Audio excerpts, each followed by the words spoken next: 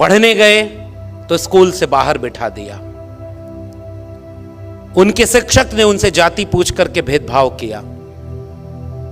बाल मन के बाबा साहब घर लौटे, मां से पूछा कि ये क्यों हमें पढ़ने का अधिकार नहीं। मां ने कहा क्योंकि हम उनके नीची जाति में आते हैं। बच्चे ने पूछा कि ये कहां लिखा, कैसे पता कि हम किस जाति में आते हैं।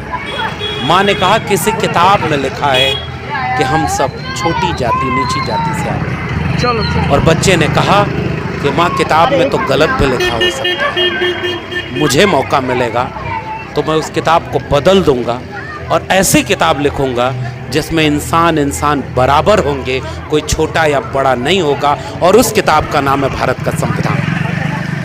इसलिए हम अपने पुरखे को याद करते हैं, इसलिए हम उन्हें याद करते हैं कि जिसे पढ़ने से बाहर बिठाया उसने 32 डिग्रियां हासिल कर ली, विदेश में पढ़ाई की, 4 PhD की डिग्री। अभी हमारे संबोधन में, हमारे परिचय में आदरणीय जो बोल रहे थे कि मेरे नाम के आगे डॉक्टर पहले लगा हुआ है, तो जब मेरे नाम के पहले डॉक्टर लगा सर, तो गांव में गया तो लोग अपना सर दर्द का इलाज की दवा पूछने लगे थे। तो हमने कहा देखो भाई, इस शारीरिक बीमारी के इलाज की दवा का डॉक्टर तो दूसरा है, हम तो समाज की बीमारी की इलाज की दवा करने के लिए काम कर रहे हैं। इसलिए हम डॉक्टर इन फिलॉसफी हैं, हम समाज के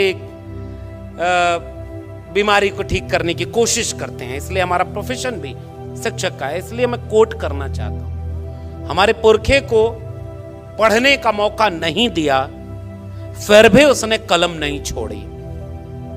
32 डिग्रियां, 4 PhD की डिग्री, और एक भी डिग्री फेक डिग्री नहीं थी। इशारे में समझ जाइए, सारी डिग्री ओरिजिनल थी।